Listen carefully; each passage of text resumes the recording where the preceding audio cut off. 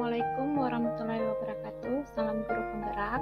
Saya Fitra Tula, calon guru penggerak angkatan 5. Untuk kali ini saya akan menjelaskan mengenai demonstrasi kontekstual modul 1.3 mengenai membuat rancangan pertindakan perubahan berdasarkan tahapan Berkshire. Prakarsa perubahan adalah menggunakan inquiry apresiatif. Inquiry apresiatif dikenal sebagai pendekatan manajemen perubahan yang kolaboratif yang berbasis kekuatan. Di sekolah, pendekatan inquiry apresiatif dapat dimulai dengan mengidentifikasi hal yang baik, apa yang telah ada di sekolah, mencari cara bagaimana hal tersebut dapat dipertahankan, dan memunculkan strategi untuk mewujudkan perubahan ke arah yang lebih baik. Manajemen perubahan inquiry apresiatif dengan menggunakan tahapan Bagja. Bagja adalah tahapan perubahan inquiry apresiatif sebagai pendekatan manajemen perubahan dengan 4D: discovery, dream, design, deliver. Atau yang kita kenal buat pertanyaan utama, ambil pelajaran, gali mimpi, jabarkan rencana, atur eksekusi. Melalui pendekatan inquiry apresiatif dengan tahapan Bagja diharapkan dapat memprakarsai perubahan kepada murid untuk mewujudkan profil pelajar Pancasila. Yaitu yang pertama, buat pertanyaan utama atau define. Yang kedua, ambil pelajaran atau discovery. Dan yang ketiga, gali mimpi atau kata lainnya adalah dream, jabarkan rencana atau desain. Yang terakhir adalah atur eksekusi atau delivery. Untuk kesempatan ini untuk melakukan manajemen perubahan bersama, saya merumuskan visi. Visi yaitu memiliki integritas tinggi, unggul dalam prestasi untuk mewujudkan siswa profil pelajar Pancasila. Sedangkan prakarsa perubahan yang saya inginkan adalah menciptakan pembelajaran yang menyenangkan untuk mengembangkan kemandirian siswa dalam pembelajaran. Manajemen perubahan pada kanvas Bagja yang saya lakukan: 1. Buat pertanyaan utama atau define. Pertanyaan yang saya rumuskan, bagaimana cara menciptakan pembelajaran yang menyenangkan yang dapat mengembangkan kemandirian siswa dalam pembelajaran. Dan tindakan penyelidikan yang saya lakukan, yang pertama, 1. Melakukan tes diagnostik gaya belajar dan tes diagnostik kognitif siswa. Yang kedua, studi literatur terkait metode dan teknik mengajar yang menyenangkan. Yang ketiga, merancang RPP yang berdiferensiasi. Yang keempat, membuat kesepakatan dengan siswa yang dapat mengembangkan kemandirian siswa dalam pembelajaran. Pagiku cerahku, manajemen perubahan pada kanvas Bagja yang kedua, yaitu ambil pelajaran atau discovery. Pertanyaan yang saya rumuskan yang pertama adalah metode dan teknik apa yang dapat menciptakan pembelajaran yang menyenangkan bagi siswa.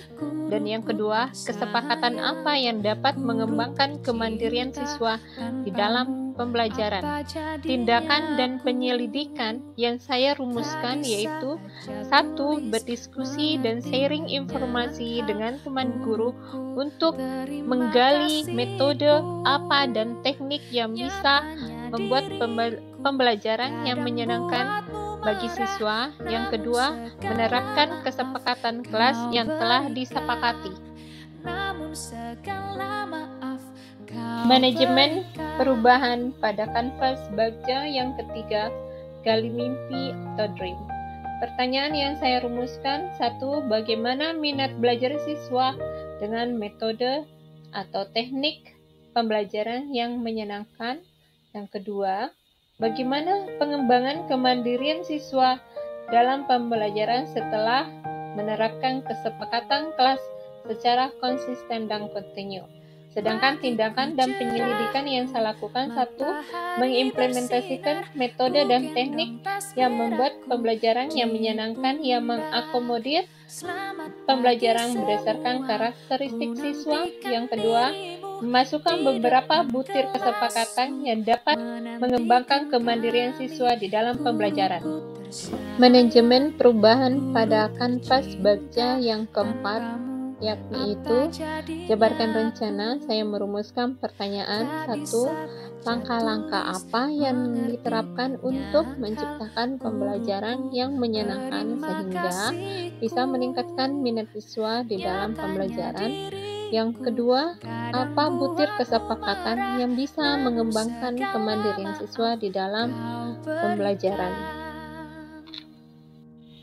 Tindakan yang saya lakukan atau penyelidikan pada jabarkan rencana. 1. Mengidentifikasi gaya belajar siswa dari tes kognitif sehingga bisa mengakomodir semua gaya belajar siswa di kelas, menerapkan metode physical total response, metode diskusi, kegiatan belajar di luar kelas, mengintegrasikan permainan di dalam pembelajaran, mendesain RPP dengan media yang menarik, memberikan tagihan produk sesuai dengan minat siswa. Yang kedua, memberikan motivasi kepada siswa, menumbuhkan rasa tanggung jawab dan percaya diri. Yang ketiga, siswa diberi kesempatan menjadi pemimpin pembelajaran dengan tutor sebaya. Yang keempat, merancang butir kesepakatan kelas yang dapat mengembangkan kemandirian siswa di dalam pembelajaran seperti membuat tata tertib, mengumpulkan tugas sesuai dengan jadwal yang sudah ditentukan.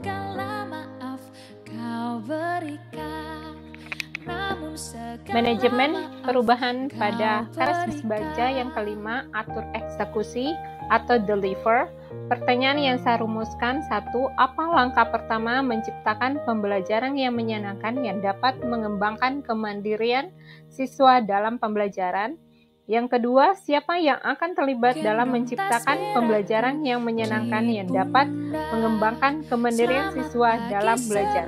Tindakan atau penyelidikan yang saya lakukan. Yang pertama, menerapkan metode dan teknik pembelajaran yang menyenangkan. Yang kedua, menerapkan kesepakatan kelas secara bertanggung jawab, konsisten, dan kontinu. Yang ketiga, saya sendiri dengan rasa optimis untuk melakukan perubahan terhadap siswa saya. Itulah manajemen perubahan yang berdasarkan inquiry apresiatif yang saya lakukan.